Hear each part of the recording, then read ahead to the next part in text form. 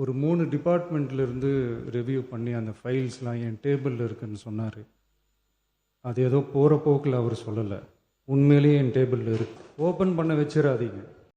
இல்லை இல்லை இல்லை அதை நம்ம சாமானிய மனிதனாக பார்க்கும்போது நாங்கள் அப்படி பார்க்கல. அதை இப்போ முதலமைச்சர் சொன்னார் இல்லையா, 3 ஃபைல் டேபிளில் இருக்கு, எப்போனாலும் நடவடிக்கை எடுப்பாங்கிறது. அது ஒரு உண்மையிலேயே அந்த ஃபைல் இருக்கலாம், அது வேற. ஆனால் அப்படி சொல்லியிருக்க வேண்டியதில்லை. உங்களை நீங்கள் யாரையும் பயமுறுத்தவோ அல்லது யார் மேலேயும் உங்களுக்கு வர்ற சின்ன கோபதாபத்துக்காக நடவடிக்கை எடுக்கிறதுக்காக உங்களை அங்கே அனுப்பலை. நீங்கள் முதலமைச்சர் பொறுப்பு கொடுத்து உங்களை வச்சிருக்கிறோம். எந்த ஒரு விஷயத்தையும் ரொம்ப சின்னதாக நினச்சி வார்த்தையில் விட்டுறக்கூடாது. அதாவது மேடை பேச்சுமே அப்படி இருக்கக்கூடாது. மேடை பேச்சில் பேசினாலும் முதல்வர்னா முதல்வருங்கிற அந்த அந்த மரியாதைக்குரிய வார்த்தைகளும் செயலும் இருக்கணும்.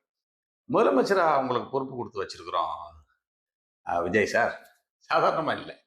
அப்போ நீங்கள் அங்கே நடக்கிற நிகழ்வு ஒன்று இப்படி யோசிச்சு பாருங்களேன். அதாவது அப்படி ஃபைல் இருக்கும், நாங்கள் நம்புகிறோம். ஏன்னா அது நாங்கள் பார்த்தது தானே. இந்த தமிழ்நாட்டில் ஏற்கனவே இருந்த அரசு எல்லாம் எப்படி பண்ணாங்கன்னு நாங்கள் பார்த்தது தான். அந்த ஃபைலை பற்றின பேச்சை விட்டுட்டு இப்போ அது அந்த ஃபைலுக்காக நீங்கள் சொன்ன பேச்சு விவாதமாக கொண்டுட்டு போயிட்டாங்க. எதிரி எப்பயுமே அப்படிதான் கொண்டு போவாங்க. அது யாராக இருந்தாலும் அப்படிதான் நடக்கும். ஏன் அந்த வாய்ப்பை கொடுக்கணும்? உங்களுக்கு ஃபைல் வருது பாருங்க, முழுமையான ஆதாரம் எப்போ வருது அப்போ நடவடிக்கை எடுக்கணும். எடுக்கிறதுக்கு தான் உங்களை அங்கே வச்சிருக்கிறோம்.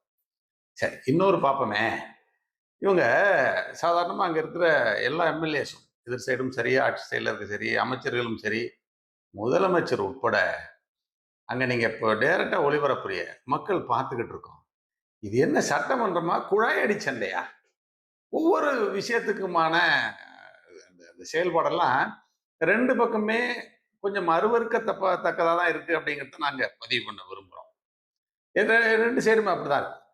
ஒரு முறை முதல்வர் சொன்னாரு, 50 வருஷமா ஒரே டெக்னிக்கா அப்படின்னு சொல்லி. நான் உங்களை கேட்கிறேன், இப்ப அவங்க சைட்ல இருக்கிற ஏற்கனவே இருந்த டெக்னிக்ல உங்களுக்கு தேவையானதை மட்டும் எடுத்துக்கிட்டு மீதியை மட்டும் விமர்சிப்பீல? யோசிச்சு பாருங்க. அங்க பேசும்போது ஒரு விஷயத்த சொல்ல ஆரம்பிக்கும் போதே நேரடியாக விஷயத்துக்கு வரலாம், ஒரு தேங்க்ஸ் சொல்லலாம். அதை விட்டுட்டு இந்த புகழாரம் பாடுறதுங்கிறது ஏற்கனவே மக்களுக்கு பிடிக்காத ஒரு விஷயம். முதலமைச்சரை பத்தின பெரிய புகழாரம், அதுக்கப்புறம் தான் விஷயமே வருது. நேரடியாக விஷயத்துக்கு வர்றது இல்லை. எடுத்த உடனே இப்போ இன்னமும் நாங்கள் அதை ரொம்ப அருவருப்பாக பார்த்த ஒரு விஷயம். நீங்கள் ஏன் இதை பண்ணல அப்படின்னா, ஆனால் இல்லை காலதாமதம் இருக்குது, பணம் பத்தலை, இதை எப்படி பண்ணுறோம், யோசிச்சுக்கிட்டு இருக்கோம் அப்படின்னு பதில் சொன்னால் சரி. நீங்கள் 20 வருஷமா என்ன பண்ணிய, 15 வருஷமா என்ன பண்ண, அவங்கள கேள்வி கேட்க சொல்லி உங்களை சொல்லலை. நீங்கள் என்ன பண்ண போறீங்க அந்த விஷயத்துக்கு? அதுக்காக குறை சொல்ல வேண்டாம்னு சொல்லலை. இதில் ஏற்பட்டிருக்கிற ஏற்கனவே இருந்த இழப்பீடுகள் என்ன, அந்த மாதிரிலாம் இருக்குது. அதை தாண்டி தான் நாங்கள் பண்ண வேண்டியிருக்கு. அதனால சிரமம் இருக்குலாம் நீங்கள் சொல்லலாம். ஆனால் எப்போ பார்த்தாலும் ஒரு பொருளை, ஒரு உதாரணத்துக்கு அந்த பொருளை நீங்கள் எடுத்தீங்க அப்படின்னு கேட்டால், அதுக்கு முன்னாடி ஒருத்தன் எடுத்தா அதை கேட்கல அப்படின்னா இது எந்த விதத்தில் நியாயம்?